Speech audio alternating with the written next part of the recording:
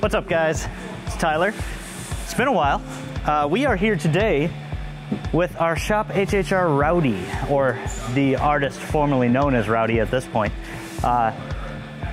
Rowdy's got an old set of K-Sport coilovers on, and I've been promising you for a ZZP coilover install video. So we are going to break down Rowdy here today, show you how to install our coilovers, set preload, set ride height. It's not as complicated as you think. Once you've done it once, it's smooth sailing.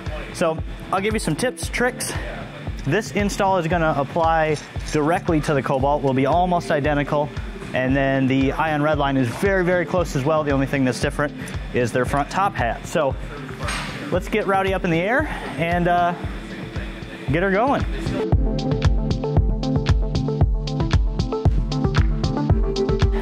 First things first, as with any suspension install, get your car up on either the lift or jacks and jack stands, either or. If you've watched the blue car video with where we do our ZZP springs, it's a very similar install. Coilovers just have a little more adjustability, obviously, being coilovers, that's what you're looking for. So we've got her up in the air, got lug nuts off, we'll take some wheels off and head to the back.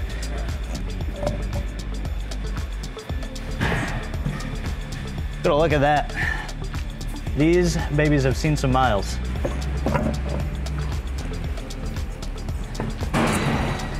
If you guys haven't noticed, we got the new shop shirts on. Pretty sweet. A little big on me, but you know, I'm a tiny guy, so.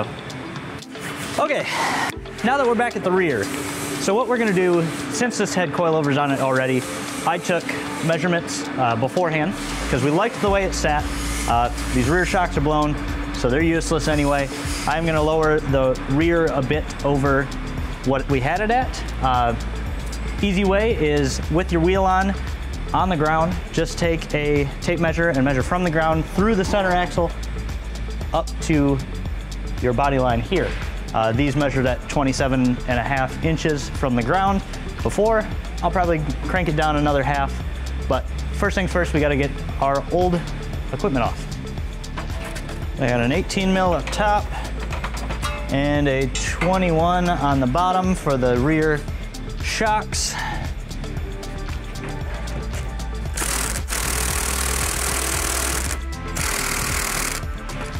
And I thought this might be a problem.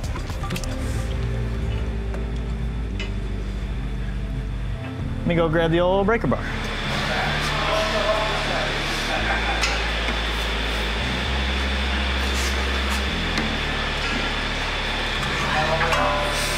Go.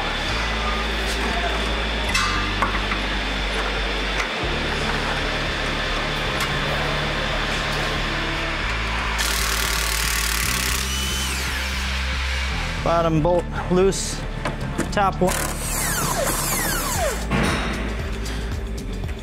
Take out here.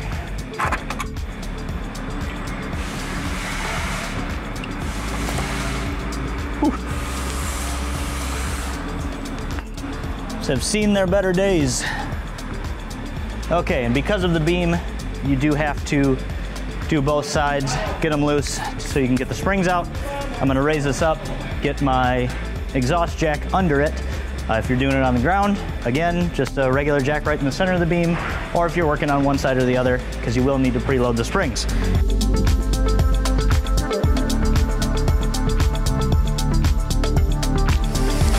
Okay, old crusty units out.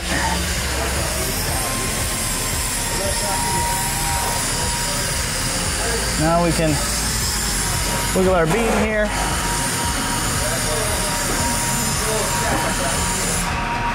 Enough to remove the old springs. And height adapter. And part of the old bump stop.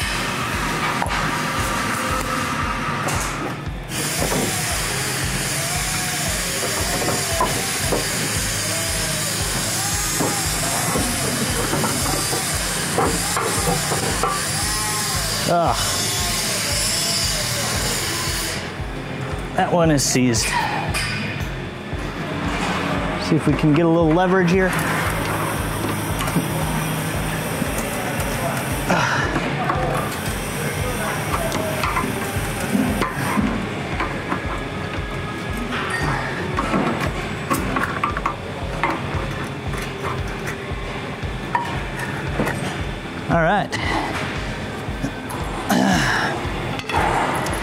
those are out. I am going to measure the overall height of these so I can approximate on our springs.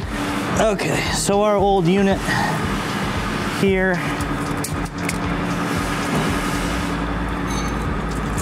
came at about 8.5. So I said I wanted to go about a ½ inch lower. We'll set ours up at 8. So we've got our ZZP assemblies here that use the standard double lock nut to get those into place. We've got a rubber isolator on the bottom, keep the noise down. Now, it's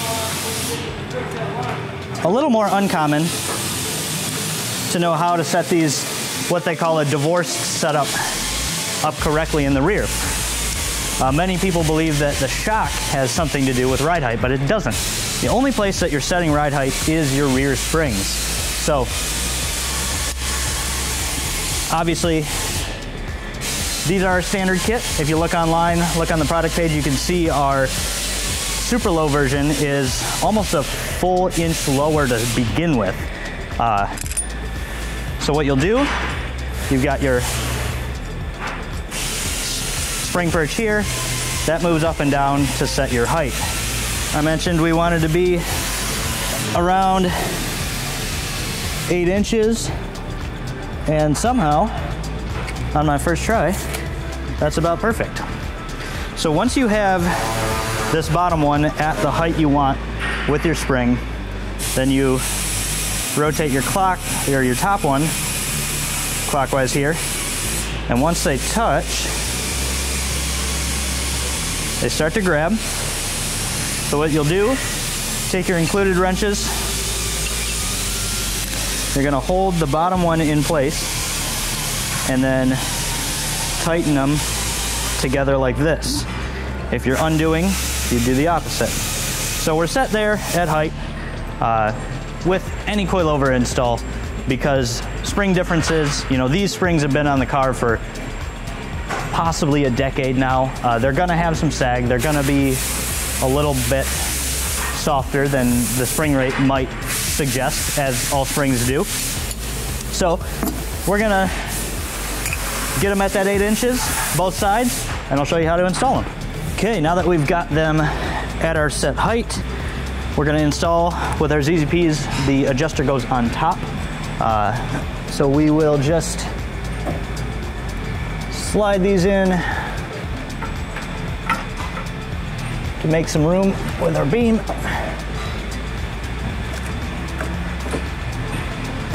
Now, if you are using your stock bump stops and somehow have both the top and bottom intact, which is pretty hard, as you can see, they like to disintegrate like this. Just be careful when you are setting everything up.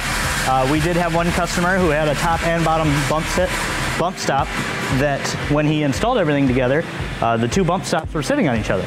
So then rather than riding on the spring, you're riding on the bump stop. So just be prevalent when you are installing everything. I think that's the right word. I don't know. Make sure nothing's contacting. As with any modification, you know, this isn't OEM stuff. There are sacrifices to be made in certain areas. Obviously, coilovers aren't going to ride like OEM struts and springs. They're just, OEM is designed to be soft and a little bit sporty, whereas coilovers, you're looking for that adjustability, camber, ride height, spring preload.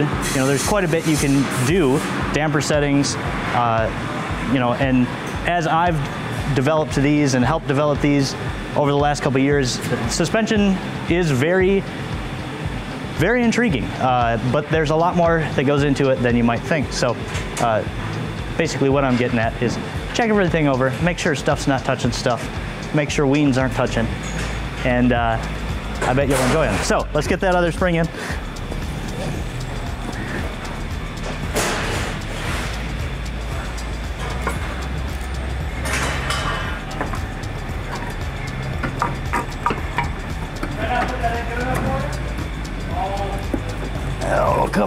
There we go. All right. So, as you can see here, since we've got those factory pieces there, they're kind of holding the springs in. But what I'm going to do now is move up with our jack here. Make sure those are in, and I'm going to move this up until your upper spring perch just touches the top. Essentially meaning there's zero preload. Now on the rear, there's only one way to set up these divorce setups. What you'll have to do is get your springs in, and then you do want a little bit of preload on them. The reason we do this is your shock is limiting your travel downward. Because they're not one unit, if you were to say, leave this drooped another inch, in theory, you would have more travel, but your springs would be coming out of the perches every time you went over a big bump. So you have to set them at what will be the final droop height, and then your shock takes up that travel. So I have it here with zero preload. My collars are tight, and you're gonna put approximately 5 to 10 millimeters of preload on these. So not much. So what I'm gonna do is start cranking up. And right about there. Looks good to me. Then we're gonna move on to setting our shock. So now if you watched my breakdown video, the biggest thing that differs our coilover setup from the competitors, at least in the Delta market, is our rear lower marks here. What you have with a lot of other competitors is a really short travel shock, only about 1.5 to 2 inches, because the typical cup sits about there, and that's where you bottom out into it. With our mount design, as you can see, the shock is able to pass through. So you can go lower on the same shock while retaining that same amount of travel because you have more room to run a larger shock. Now, our super low version does come with a shorter shock just because you don't want this hanging out this far. So what you're gonna do, you've got the offset lower mount here. Your thin side will go against the body, and this side will go towards the wheel. So just kind of holding it up there. You want this with the preload set bolts to fall in both places. So what I'm gonna do is get my top bolt up in here, and then when your lock collar is disengaged, you can actually just take the whole shock body and turn it. Or you can take this off and spin it down by hand. But since I'm pretty close, we'll just keep her moving down.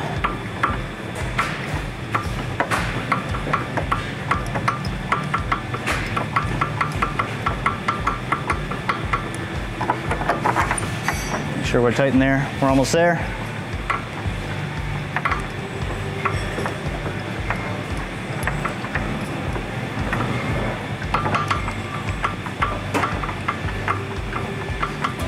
We're getting close.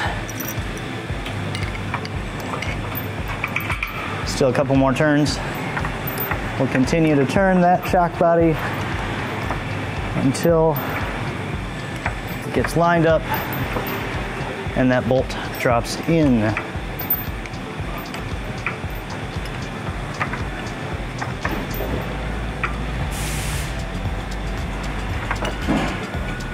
Okay, there we go.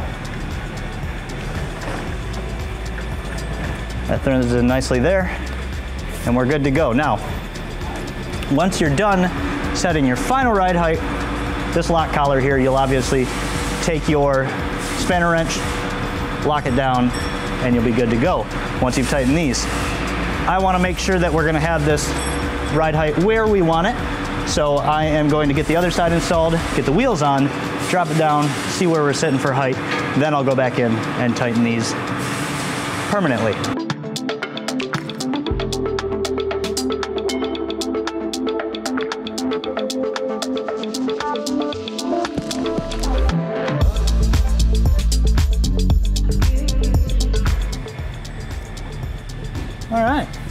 apparently I'm good at math, because we're pretty much dead on. 27 on both sides. There we go. Okay, I'm gonna get this back up and show you guys how to adjust the damping in the rear. So we've got the rears at the ride height we wanted. Somehow lucky first guess. Now, damping adjustments. What damping is, and it's again often misconstrued, or people just don't know, and that's okay. Your damping setting changes how fast the shock reacts to movement. So they go from 1 to 32 clicks hard. Again, this is going to control how fast the shock goes up and down. So if you want perfect fitment, fender to tire, like if you don't want this thing going anywhere, you might have to crank it to 32. Now on this, you know, we're still got an inch of gap in between our tire and our fender, so we've got some give room. We've got the ability to make the ride softer and closer to OEM. So the damping knob is up top here. When you spin it, you can feel little clicks. So I got it all the way lefty-loosey to soft, and then you take each click and you're going towards harder, or again, how fast. And when you go harder, you go slower movement. So I'm gonna start these rears with 3, 4, 5, 6, 7, 8, 9, 10, 11, 12, 13, 14, 15, 16. I'm gonna set it right in the center. Now, if we have no rub-in, we can go down and we can get a little bit softer. If the wheel is moving too fast and we're touching fender, then we'll have to go up. But I believe on my Cobalt, I run about 22 in the rear, but I'm pretty close to fender to tire. So this side is set at 10. We're gonna go back over to the other side. We'll go all the way soft at top. Then we'll go 1, 2, 3, 4, 5, 6, 7, 8, 9, 10, 11, 12, 13, 14, 15, 16. Okay, now that you've got your damping set, that you can change at any time. You just jack the car up. You can get your hand in here usually. Depends, again, on your wheel, tire, fitment, what you got. We'll leave those at 16. I always like to double check the springs, make sure that they're not wiggling. That's why you set that preload on those. And then you just have to snug up your lock collars.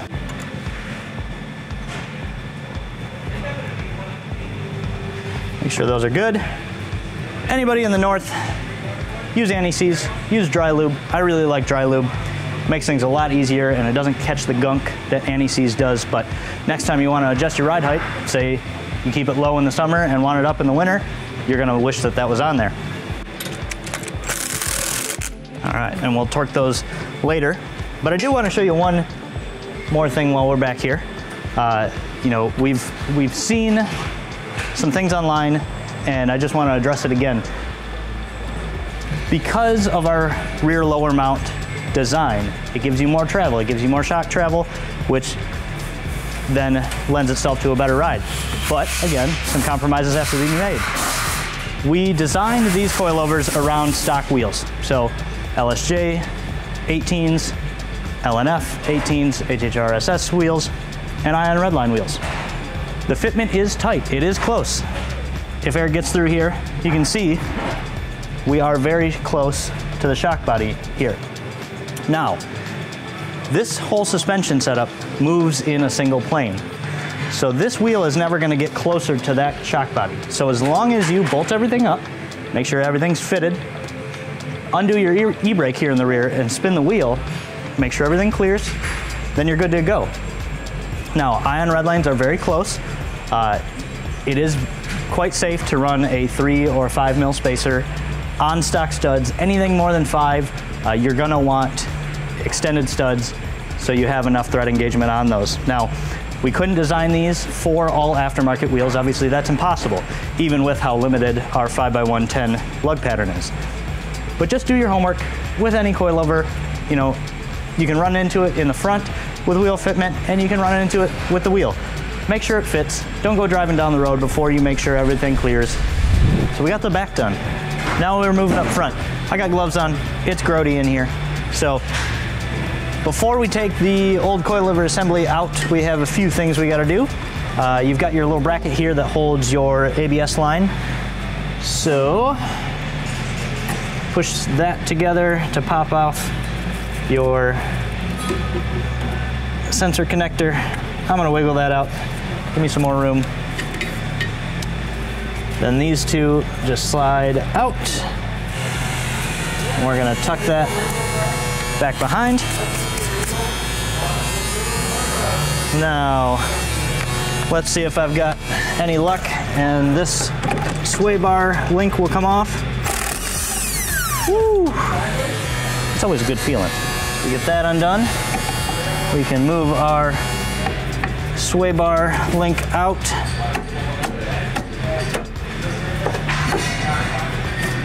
And then we're good to start taking our coilover assembly off. So you've got two 18 mils here to get your splined knuckle bolts out. These are where you can run into some issues. Let's see if we have those issues.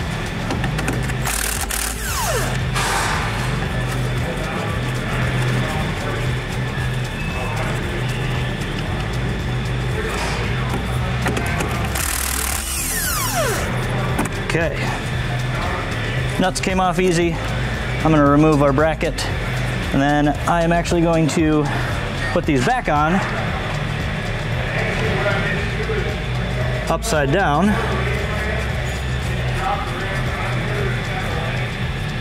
and get them flush with the end of the stud. Okay, so those are flush. I'm gonna grab our mini sledge here. And like I said, these are splines, so you're not actually turning the other side to pull it out. It splines into the knuckle here, and then you tighten it down with the nut. So what we gotta do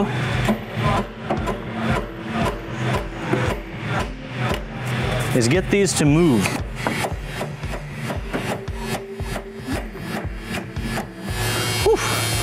All right, we got one, that one's free. Move your ABS sensor connector, and second one came free. Cool.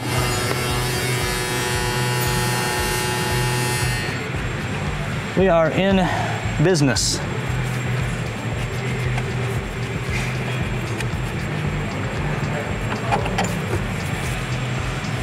Work that bottom bolt out, set that aside.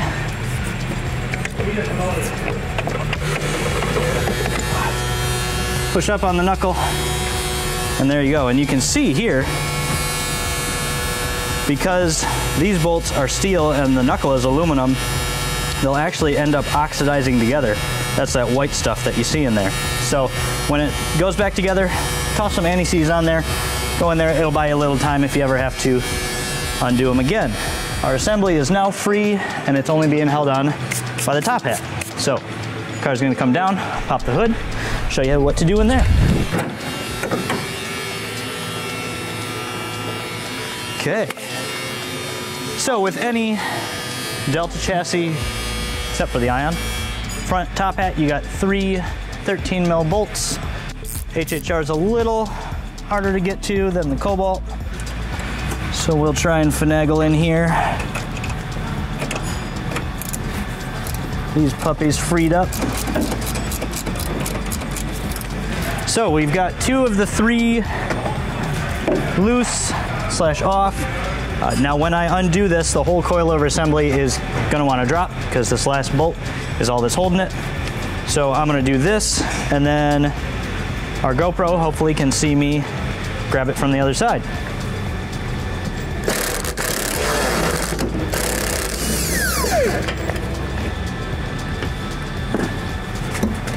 Okay, now that we're down here,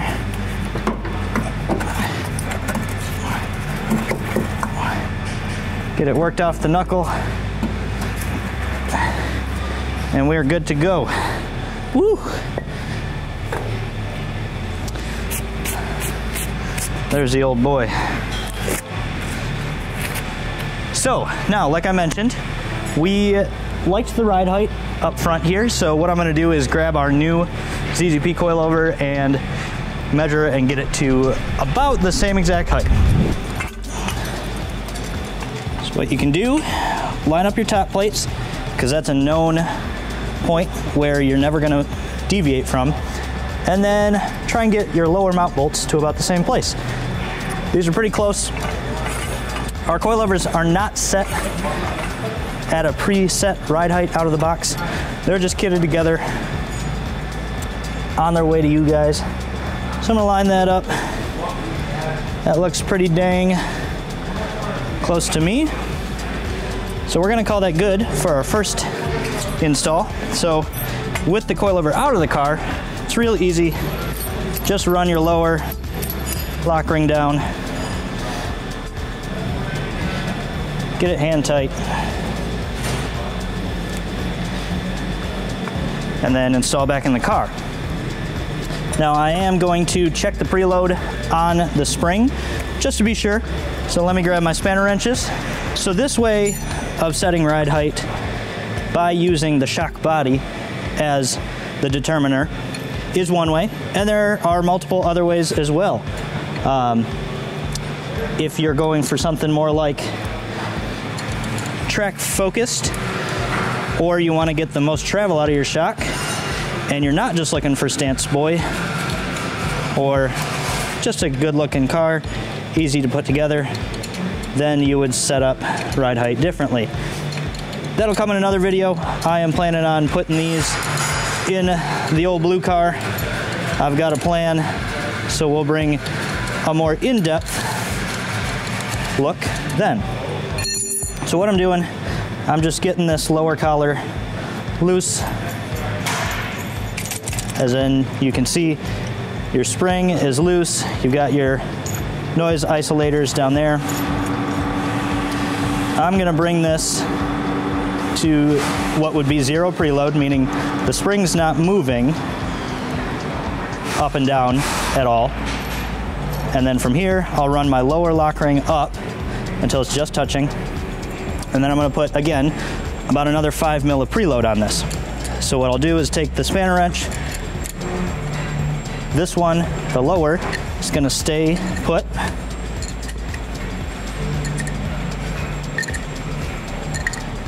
And I will run this up.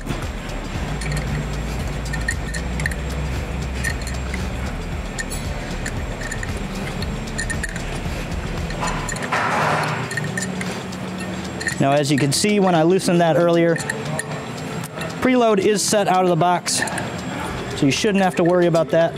But if you're like me, you might just want to double check. 2 of our spanner wrenches are approximately 5 mil. So there we go. So now that I've got the spring preload set, I'll run this collar up, get it snug against there. Then again, just like the rear, put one on the top, one on the bottom, and snug it down. So that's good to go. Now we just got to get back in the car. With our ride height preset, or what we believe is going to be a good ride height, and I'll show you guys how to adjust once you're in the car. We're just going to do reverse of how it came out. So you're going to slide it up in. I'm going to leave our camber adjustment on the top here, right in the center. That's how they come out of the box. Now, with this camber adjustment, you can go obviously negative or positive there, but we also feature our slotted lower mount. So you have 2 areas to adjust camber. Now with these, like I talked about in the coilover breakdown video, imagine your coilover is set, your knuckle is set here. When you adjust camber up top, that moves the shock body this way or this way, meaning you will gain wheel clearance or lose wheel clearance. When you adjust camber down here, you're actually adjusting the knuckle in and out, which means, again, you're either gonna gain wheel clearance going positive or lose wheel clearance going negative. So if you've got some really wicked offset or wheel setup, there's enough adjustment up here that's gonna work for you.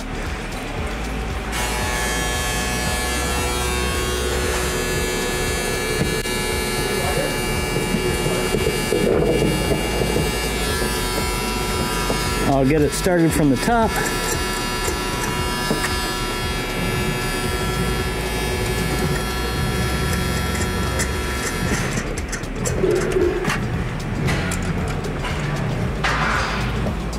my nuts on here.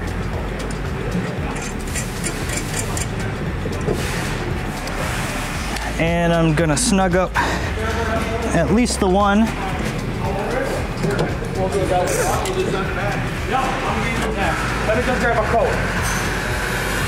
I don't have the old nut on there. Okay.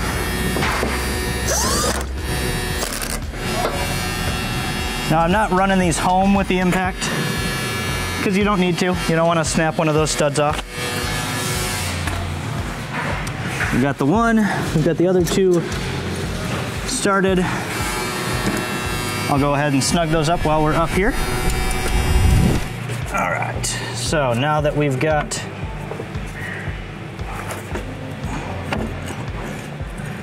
our shock in place,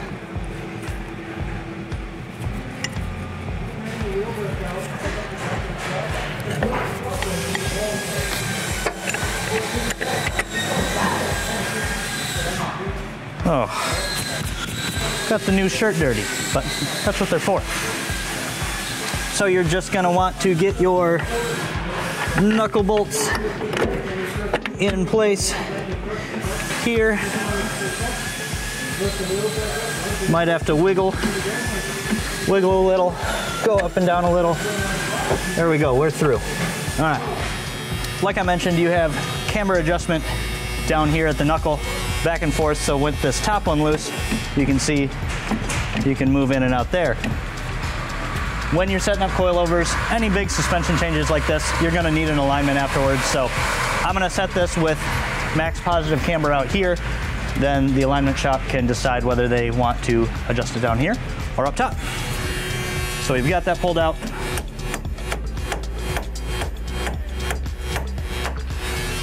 Make sure those splines engage solidly. Then our bracket's gonna go right back on there.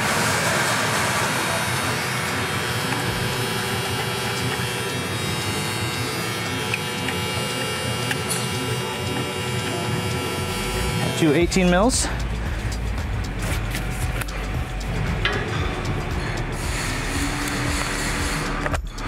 And we'll snug those up.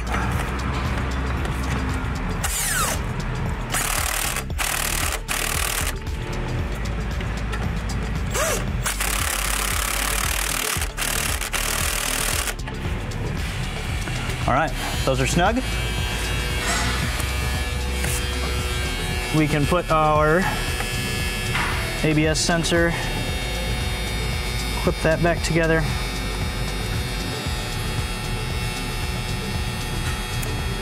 That in there, that in there, and you're good there. Now, the sway bar end link isn't lining up because I don't have the other one undone. So I'll go to the other side, I'll finish up the other side, then we'll come back over here and I'll show you guys how to adjust ride height once we're in the car, so when you're fine tuning. Okay, so I got the other side wrapped up. I do want to note on this HHR here, it did have the 11.86, I believe they are, inch end links on them before, which unfortunately, I'm not quite a HHRS expert, but whether you have the longer end lengths or not, you're going to want to check your sway bar end length height. We do sell our new adjustable sway bar end lengths, which are perfect for this. As you lower the car, your sway bar angle is going to change. The longer ones, the 11-inch ones, were putting the sway bar too far down, so it was already preloaded. I put in just some Moog 9.86 ones here because we are unfortunately out of stock, out of the size of the adjustables I wanted. But these are going to work quite great. So when you're looking at your sway bar, where the mount is and where your mounting point is, basically these have it about level, which is a good starting point. You look online, there's some varying different camps on what your sway bar angle should be, but if you have it right here at 0, that means that there's no preload across it. So when the struts are doing their job, it is pushing on those equally on each side. So those are good to go. I've got this hand tightened, but I'll show you guys how to adjust them in the car.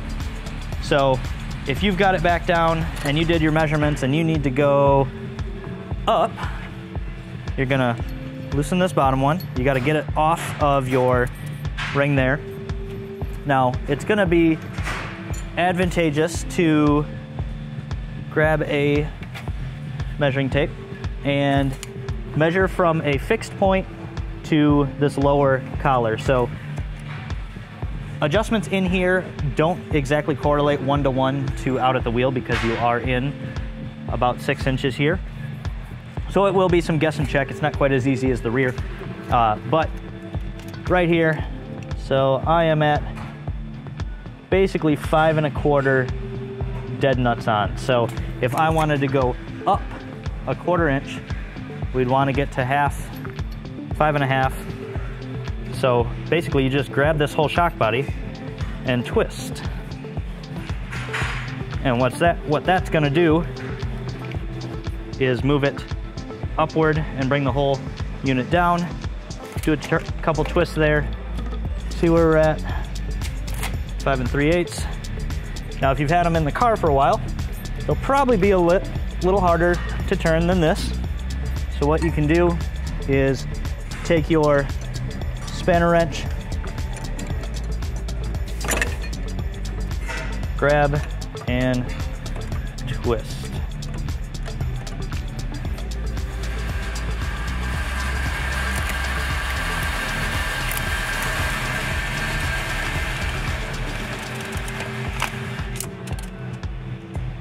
And we're almost there. You'll continue the same process. Twisting there, checking again. And we are basically at 5 1/2. So once you're adjusted, run this down.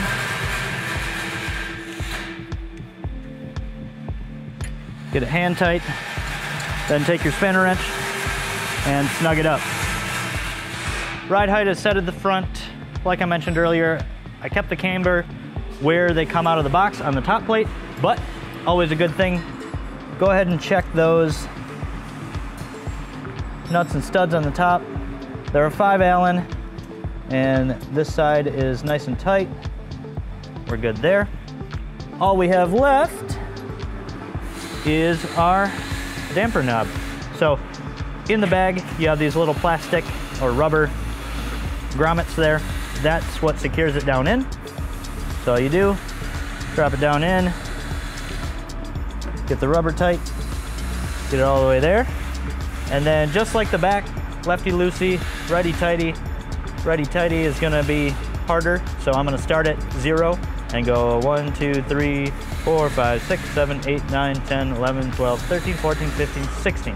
I'm gonna put these fronts at 16s just like the rear and go from there. So all I have left is slapping the wheels back on, making sure all my ride heights are good, getting the lug nuts torqued to spec, and then we'll go for a drive.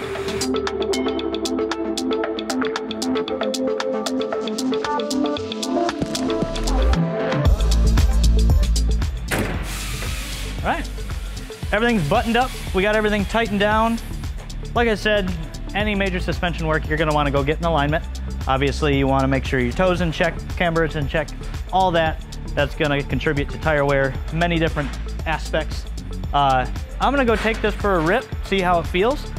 You know, like I mentioned, the damper settings are easy to adjust. If you feel like it's too stiff, then bring them down. If you are rubbing, bring them on up. Other than that, you know, this is, like I mentioned, a standard off-the-shelf kit of our standard height, not our super lows. And as you can see, it's got a pretty solid stance. You know, you're not tire defender, but you're pretty good up here with the stock LNF wheels. And then the rear, we got it right where we want it. HHRSSs don't really need a heavier spring in the rear. They're only about 300 pounds heavier than a factory LNF. So typically you'd go up in spring rate at about 500 pounds heavier. So no need. If you guys do want future spring rates, you know, these are just coming out. We've had our Delta chassis ones out for less than a year. We've had our Grand Prix ones out for just over a year now, and they've been selling great. You guys love them. I want to expand our lineup. I want to get into more suspension stuff. I love it. I hope you guys do too. If you have any questions on the install, feel free, email me, tyler.v@zzperformance.com or customer service at zzperformance.com. Hope you guys have a good day. Enjoy your cars. We'll see you.